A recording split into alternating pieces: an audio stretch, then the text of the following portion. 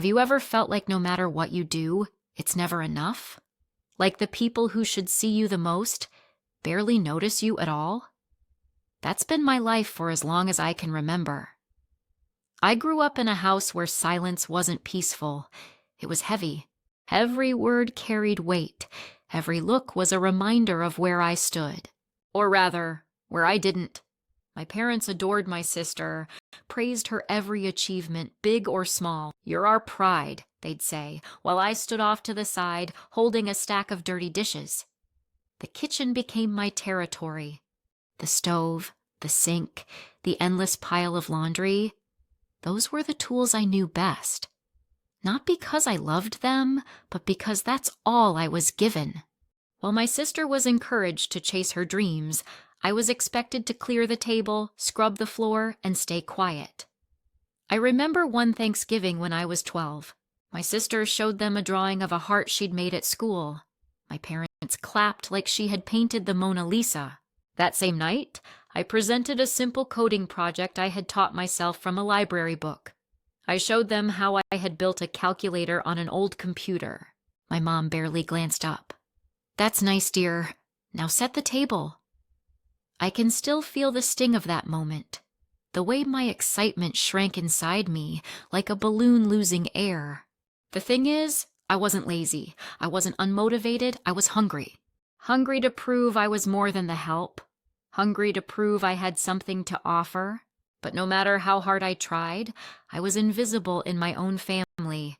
And invisibility has a sound. It's the silence after you've spoken, when no one answers. It's the scrape of your sister's chair as she stands to accept applause, while you gather the crumbs from her plate. It's your father's sigh when you ask for a moment of attention.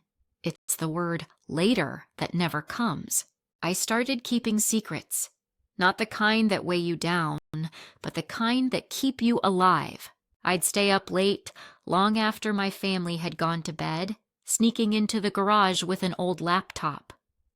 The hum of the refrigerator became my lullaby as I tapped away at the keys. Code became my language, the only place I felt heard. But back then, those victories felt so small. I couldn't talk about them with anyone at home. If I did, I was met with blank stares or jokes. "That computer stuff won't feed you," my father said once. I laughed along like it didn't hurt, but inside it burned. When you're treated as invisible for long enough, you start to believe it. You begin to wonder if maybe you are less. Maybe you deserve the silence, the neglect. But there was always this tiny spark inside me, something whispering, "Not yet. Not yet broken. Not yet done." And so I pushed forward. Every dish I scrubbed, every floor I swept, I whispered to myself, "This isn't forever." Every time I felt small, I promised myself that one day I'd walk into a room and be seen, not because I begged for attention, but because I had built something undeniable. That promise carried me through long nights of loneliness, through birthdays where my parents forgot my cake, but through parties for my sister, through moments where I felt like the walls of that house might close in and swallow me whole. Looking back, those years shaped me.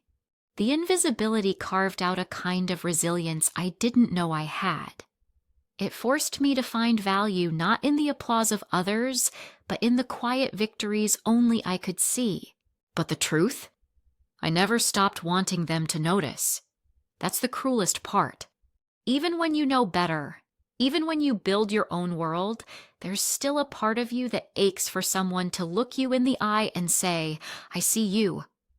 I was the invisible daughter, the one no one expected to shine, the one who carried plates while dreams slipped out the back door. But even in that silence, I was building something they couldn't ignore forever. And one day, that silence was going to break. Success doesn't arrive with fireworks. Sometimes it creeps in quietly, almost unnoticed, while the rest of the world looks the other way. That's how it began for me. Late nights, half-empty cups of instant noodles, and the sound of keys tapping under a dim lamp. You wouldn't have recognized me then. I wasn't the confident CEO people talk about now.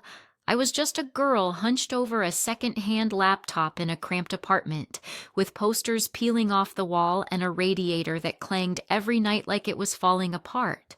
But in that space, I felt free. No one telling me to set the table. No one brushing off my ideas. Just me, the glow of the screen, and the belief that code could build something bigger than the life I'd been handed. I met Aaron, my co-founder, at a free coding workshop downtown. He was scrappy, full of ideas, but broke like me. We bonded over shared hunger, not for food, though we often skipped meals, but for possibility. Together, we started sketching plans on diner napkins, talking until the waitress flipped the closed sign. It wasn't glamorous. We worked out of a garage that smelled like oil and mildew. Our desks were folding tables, our chairs mismatched hand-me-downs. I remember Aaron once saying, "One day, people will laugh when they hear this is where it all started." At that moment, I didn't laugh. I just hoped he was right. Our first clients weren't the giants. They were small businesses terrified of losing customer data, shops that couldn't afford to be hacked. We promised to keep them safe, and for months we lived on the edge, working 20-hour days, patching security holes, holding our breath when servers crashed. Rejection was constant. Investors told us we were too young, too naive. One laughed outright, saying, "Cybersecurity isn't a garage project. It's for the big leagues." I wanted to scream back, but instead, I smiled politely and walked out. That night, I went back to the garage and coded until my fingers hurt. And slowly, the tide shifted. We built something solid. We protected a mid-sized bank from a breach, saving them millions. Word spread. A local journalist wrote an article calling us the underdog startup redefining digital security. A month later, Forbes listed me as one of their 30 under 30. You'd think my family would have noticed then, but when the article came out, I left the magazine on the kitchen counter during a visit. My mother flipped past it, pausing only to say, "That girl looks a bit like you." My father just asked if I'd remembered to buy milk. It cut deep, but I swallowed it, because the truth was, their blindness gave me freedom. While they ignored me, I was building a fortress. While they praised my sister for becoming a doctor, I was guarding financial empires. And one day I knew the worlds would collide. Still, those years were lonely. Aaron became like family, the only one who saw the weight I carried. One day, he'd remind me, "You'll walk into a room and they'll have no choice but to notice." I wanted to believe him. Some nights I did. Other nights, I lay awake, staring at the ceiling, wondering if I'd always be invisible, even when I built an empire. But here's the thing. Invisibility can be a weapon. While no one was watching, I was growing stronger. Every line of code, every client win, every late night fueled by spite and coffee, it all stacked up, piece by piece. I wasn't just surviving anymore. I was building in silence. And silence can be powerful. Thanksgiving has always been a strange holiday for me. People imagine warm kitchens, golden turkeys, families laughing around a table. For me, it was another stage play where I knew my role, the invisible extra. That year, the house smelled of cinnamon candles and roasted turkey. My mother fluttered around like a director, giving orders as if she were running a Broadway show. My father adjusted his tie, proud to host, while my sister Amelia basked in the spotlight. She was telling everyone about her latest medical rotations, her perfect boyfriend Daniel, and the house they planned to buy. Each word from her mouth was applauded, like she was delivering a keynote at a conference. Me? I was in the kitchen, elbow deep in mashed potatoes, trying not to notice how no one asked where I had been or what I was working on. They only asked if the gravy was ready. I tried to brush it off. I told myself I didn't care. But then Amelia came into the kitchen, dressed in designer clothes, perfume trailing behind her. She leaned against the counter, sipping wine. You don't mind cleaning up, right? Daniel's family is here. I want everything perfect. That stung. Not just because of the words, but because of the assumption. Of course I'd clean. Of course I'd stay in the shadows. I always did. Dinner began. I carried plates, poured water, collected crumbs while Amelia's stories filled the room. She introduced Daniel with a flourish, bragging about his job as a CFO at a major financial firm. My parents' eyes gleamed. "Imagine the stability," my mother whispered. "She really found someone important." The irony? I already knew that firm. My company was in talks to protect their data, but I stayed quiet. Because who would believe me if I said I was the one building systems that people like Daniel relied on? To them, I was still the girl who forgot to bring out the cranberry sauce. As Daniel spoke about cybersecurity threats, I felt heat rise in my chest. He mentioned a system upgrade they were considering. I knew he was talking about us, my company, my work. But at that table, I was a ghost. My fork clinked against the plate, the sound swallowed by laughter. And in that moment, I wanted to scream. I wanted to slam my hands down and shout, "It's me! I'm the one protecting your empire." But I didn't. I stayed quiet, like always. That night, as I scraped plates into the trash, I caught my reflection in the kitchen window. I didn't see a CEO. I didn't see the girl who had built something from nothing. I saw the maid my family wanted me to be, and I promised myself, one day, this silence would end. Christmas is supposed to feel magical, right? Lights twinkling on the tree, the smell of cookies in the oven, a sense of warmth you can almost hold in your hands. But in my house, Christmas was less about joy and more about control. It started with a phone call from my mom. Her voice was brisk, like she was reading from a checklist. "Hannah, we're hosting Christmas this year. Big dinner, 22 guests. You'll come early to help cook?" She didn't ask, she told. I sat in my apartment staring at the phone, 22 guests. No mention of where I would sleep. No thought about my own plans. Just an assumption. I'd show up, roll up my sleeves, and become the maid again. I tried to push back.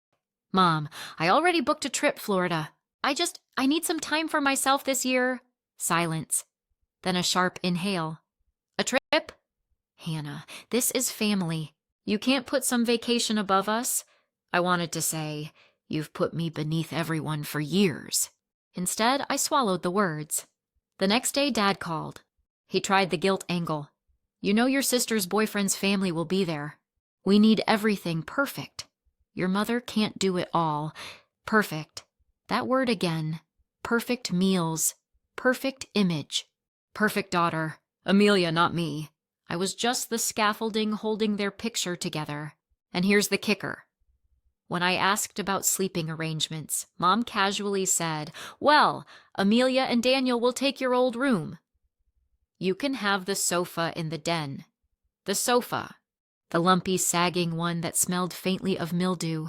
My room, my one corner of that house that had ever felt like mine, handed over without hesitation. I laughed, but not because it was funny, because it was absurd. I was 29 years old, running a company that kept banks from collapsing, and my parents still saw me as the help. The pressure kept coming. Texts, calls. Amelia chiming in saying, "Don't be dramatic, Hannah. It's just one night. Besides, Daniel's parents will be there. Do you want Mom to embarrass herself?" That line cut deeper than they realized, because for years I had been the buffer, cleaning, organizing, covering mistakes, so no one else would look bad. But who had ever worried about me looking bad? The ultimatum was clear. Show up and serve, or risk being branded selfish. And here's the truth. Part of me wanted to cave. Part of me wanted to keep the peace, keep pretending that if I just played along, maybe one day they'd see me. But another part, the louder part, whispered, "This isn't forever. Not anymore." I hung up the phone and stared at the calendar. December 24th circled in red, 22 guests, 1 sofa. And me, expected to smile through it all. The walls of their house had never felt smaller, and for the first time I thought, maybe I don't have to walk back into them at all. There's a moment when the weight of years presses down so hard, you either break or you choose yourself. For me, that moment came the night after Mom's call. I sat at my tiny kitchen table, staring at a plane ticket confirmation glowing on my laptop screen. Florida sunshine, ocean air, freedom. The trip wasn't just a getaway, it was a lifeline. But guilt is a powerful chain. My phone buzzed with texts from Amelia, dripping with condescension. "Don't ruin Christmas, Hannah. You know Mom can't handle 22 guests." "You're being selfish." Selfish. That word clung to me, because for years I'd been anything but. I'd scrubbed dishes until my fingers pruned, stayed up late folding laundry while my sister slept, dropped everything to make their lives smoother. And still, it was never enough. I looked around my apartment. It wasn't much. A couch with worn cushions, walls painted a neutral beige, a stack of takeout containers on the counter. But it was mine, my space, my choice, and for once, I wanted to keep choosing me. So I lied. I called Mom and told her I'd be there. I heard the relief in her voice, the satisfaction. "Good girl," she said, like I was 12 again. But the truth? I had no intention of showing up. The night before Christmas, while my family prepped turkeys and ironed tablecloths, I zipped my suitcase shut. The wheels clicked against the linoleum as I rolled it out the door. My chest tightened, equal parts terror and exhilaration. At the airport, I sat by the gate, hands trembling around a paper cup of coffee. "You're really doing this," I whispered to myself. For once, I wasn't bending. I wasn't covering. I wasn't shrinking to fit their version of me. When the plane lifted off, the city lights fell away like embers in the dark. I pressed my forehead to the window, heart pounding. Somewhere between the clouds and the stars, I felt something crack open inside me. Relief. On Christmas morning, I walked barefoot on a Florida beach. The sand was cool, the waves curling and breaking in soft applause. My phone buzzed in my pocket, but I didn't answer. For once, the silence belonged to me. Choosing myself wasn't easy. It felt reckless, even cruel. But as the tide washed over my toes, I realized it was also the first honest choice I'd ever made. And honesty, I decided, was the gift I owed myself. The ocean was loud that morning, waves crashing, gulls crying overhead, the sun stretching its arms across the horizon. I stood ankle-deep in the water, phone tucked in my bag, telling myself I wouldn't check it. Not today, not after everything. But silence never lasts. The vibrations started faint, like a mosquito buzzing in my pocket. I tried to ignore it. I let the tide wash over my feet, cool and steady, like a reminder that I was free. But the buzzing wouldn't stop, over and over, persistent, demanding. Finally, I pulled the phone out. Aaron's name flashed across the screen, my co-founder, my anchor. He never called unless something was urgent. "Hello," my voice cracked, the salt air drying my throat. "Hannah." His tone was clipped, almost breathless. "Where are you right now?" I hesitated. "Florida, why?" He exhaled hard, like he'd been holding his breath too long. "I just walked out of a call with a potential client." "Do you know who was in that meeting?" I frowned. "Who?" And then, through the speaker, I heard it. A familiar voice, smooth, confident, almost smug. Daniel, my sister's Daniel. My stomach dropped. The beach blurred around me. Aaron kept talking. "He mentioned you by name. He knows who you are, Hannah. He knows the company's yours." For a moment, the world tilted. Daniel wasn't supposed to know. To him, I was just Amelia's sister, the maid, the invisible one. Yet here he was, discussing contracts, security systems, millions of dollars, all tied back to me. "What did he say?" My voice was low, sharp. Aaron hesitated. "He asked for your direct line." I closed my eyes. The sound of waves was gone. All I could hear was my heartbeat, pounding like a drum against my ribs. When I hung up, the phone buzzed again. This time, a new number, unknown. I almost didn't answer, almost. But something in me wanted to hear it from him. Hannah. His voice slid through the line, too familiar, too casual. We need to talk. I clenched the phone tighter. About what? You, me, business, opportunities. He chuckled softly, as if we shared some private joke. You've been hiding, haven't you? I said nothing. Don't worry, he continued. I won't tell your family. But I think we could do something together. Something Amelia doesn't need to know about. That was the moment the ground shifted beneath me. Standing barefoot in Florida sand, sun on my face, freedom in my lungs. Suddenly it all felt fragile. Because invisibility wasn't my shield anymore, someone had seen me, and not just anyone, him. There's a heaviness that comes before a storm. The air shifts, the silence sharpens, and you just know something is about to break. That's exactly how I felt walking into my parents' house that evening. I hadn't planned to go back so soon, but Daniel's call changed everything. He knew about me, about the company, about what I had built, and if he knew, Amelia would too, sooner or later. I couldn't let them control that story, not this time. The house smelled like roast beef and lemon polish. The dining room was set the same way it always was, my mother's version of perfection.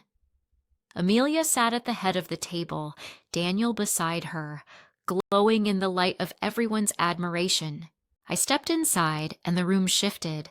Forks paused, chairs scraped. For once, I wasn't invisible. Hannah, my father said flatly, we didn't expect you. No, I replied, voice steady.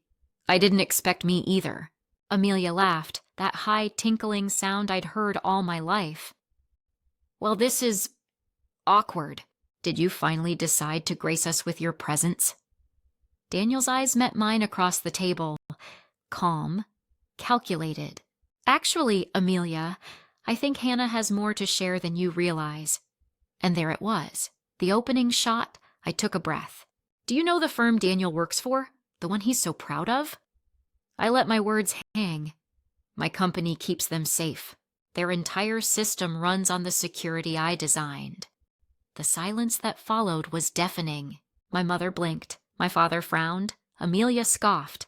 That's ridiculous, Amelia said. You? You don't even... Check Forbes, Daniel interrupted smoothly. She's not lying. My sister's face flushed red. She glanced at him, then at me, as if trying to stitch the pieces together. This is some kind of joke, but it wasn't. And for the first time in my life, I didn't shrink. I didn't apologize. You've spent years calling me selfish, lazy, unimportant. You gave away my room like I didn't exist. But while you ignored me, I was building something you can't take credit for, something that doesn't need your approval to matter. My father cleared his throat. Hannah, that's enough. Don't embarrass yourself. I laughed, though there was no humor in it. Embarrass myself? Number. I've spent my whole life cleaning your dishes, covering your mistakes, carrying your silence. I'm done being your shadow. The storm finally broke. Amelia stood, her voice rising. You think you're better than me now? Because of some company? Because Daniel says your name? I didn't answer. I didn't need to. The truth was laid bare on the table, brighter than the candles flickering between us. For once, I wasn't the maid. I wasn't the forgotten daughter. I was the storm they never saw coming. And in that silence, shocked, heavy, undeniable, I finally felt seen. The house felt different after my words landed. It wasn't just the silence, it was the crackle, the unspoken shift, like the ground itself had tilted. My mother's fork hovered in midair, my father rubbed the bridge of his nose, and Amelia? She stared at me as if I had just stolen the script of her life. You've been lying to us, she finally snapped. Her voice was sharp, jagged. "All this time, pretending you're nobody, playing the victim. Meanwhile, you're running some secret empire?" I swallowed hard, but I didn't flinch. "I wasn't pretending, Amelia. I was surviving. And while you were soaking up applause, I was working." Her cheeks burned red. "You always wanted to make me look small. That hurt. Because the truth was, I never wanted to make her small. I just wanted space to exist. But to her, my success wasn't just mine. It was a threat." Daniel cleared his throat, leaning back in his chair. "She's not lying. I've seen the contracts. She's protecting firms that make my job possible." He almost sounded impressed. Almost. My father's voice cut in, low and tired. "This is not the time for a power struggle. Hannah, you should have told us." I laughed bitterly. "Told you? When? During one of Amelia's endless spotlights? Between your lectures about how I'd never measure up? You never wanted to hear me." My mother shook her head. "We just didn't know how to help you up." I met her eyes. "You didn't need to help. You just needed to see me." The table erupted then, Amelia accusing me of betrayal. My father insisting I sit down and stop making a scene. My mother pleading for calm. And Daniel, watching me with a look I couldn't read, calculating, always calculating. It was chaos. And yet, inside me, there was clarity. For once, I wasn't the shadow running between the kitchen and the table. I wasn't the invisible daughter. I was the storm they couldn't silence. Finally, I stood. My chair scraped against the hardwood, sharp and final. "I'm not staying here tonight, not on your sofa. Not in this role you've written for me. I came back because I thought maybe, just maybe, things had changed. But nothing has. And I won't keep shrinking to fit your story." Amelia's voice cracked. "So you're just going to walk out?" Again? I paused at the doorway. My heart pounded, but my voice was steady. "No, Amelia. This time, I'm walking into my own life." The slam of the door echoed behind me, but I didn't look back. For the first time in years, I didn't need their applause or their permission. What I needed was freedom. Walking away from that house should have felt like an ending. Instead, it felt like the start of something bigger. The night air was sharp, my breath clouding in front of me, and for the first time in years, I wasn't carrying their silence on my shoulders. But freedom has a strange taste. Sweet, yes, but also terrifying. Because once you break the cycle, you can't unsee it. You can't unhear the lies, and you can't keep living the way you did before. I threw myself into work. Meetings stretched long into the night, contracts stacking up, my name whispered in circles that once laughed me out of rooms. It wasn't just about money anymore, it was about proof. Every win, every deal, every company that trusted me, it was a piece of armor, forged out of years of being invisible. Then came the call I wasn't expecting, not from Aaron, not from Daniel, from my parents. My father's voice was stiff, formal, like he was talking to a stranger. "Hannah, we've been mistaken. About you, mistaken." That word rang hollow. As if decades of erasure could be smoothed over with a single apology, Mom tried next, softer. "We're proud of you, dear, truly. But here's the thing about recognition that arrives too late. It doesn't heal, it stings. Because it reminds you of all the birthdays missed, all the rooms you stood in alone, all the times you begged to be seen and weren't. Amelia didn't call. She sent a text. Just 4 words, 'You stole my life.' I stared at it for a long time, because in her eyes, my success was theft. My existence was competition. She couldn't imagine that maybe, just maybe, I had built something on my own. For weeks, I wrestled with it. Do I forgive? Do I let them back in? Or do I draw the line, once and for all? One evening, I stood in my office, city lights flickering through the glass walls. papers scattered across my desk, my laptop glowing with another signed deal. Aaron leaned against the doorway. "You don't owe them anything," he said quietly. And maybe he was right. But maybe, I thought, I owed something to myself. Not silence, not bitterness, but truth. So I wrote them a letter, not an apology, not a plea, just the truth. I told them who I was, what I had built, that I wasn't their maid, their shadow, their forgotten daughter, that I wasn't asking for recognition anymore. I had already found it in myself. I mailed it, not knowing if they'd ever read it, and as the letter slipped into the postbox, I felt the power shift. For once, I wasn't chasing their approval. I wasn't begging to be seen. I was standing on my own, and that, I realized, was enough. Sometimes the hardest part of change isn't breaking away. It's learning to live in the quiet that follows. After the letter, after the confrontation, after years of carrying silence that wasn't mine, I found myself standing at the edge of something new, no applause, no judgment, just space. My mornings looked different. No phone vibrating with family demands. No guilt pressing down the moment I opened my eyes. Instead, sunlight spilled through my blinds, warm and forgiving.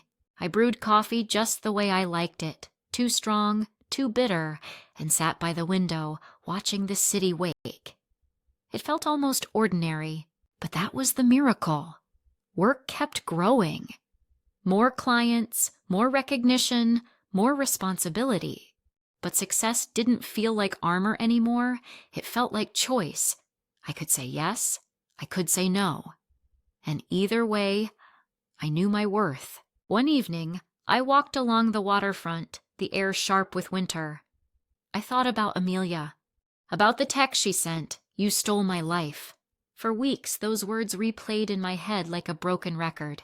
But that night, with the city lights shimmering across the water, I finally understood. I hadn't stolen anything.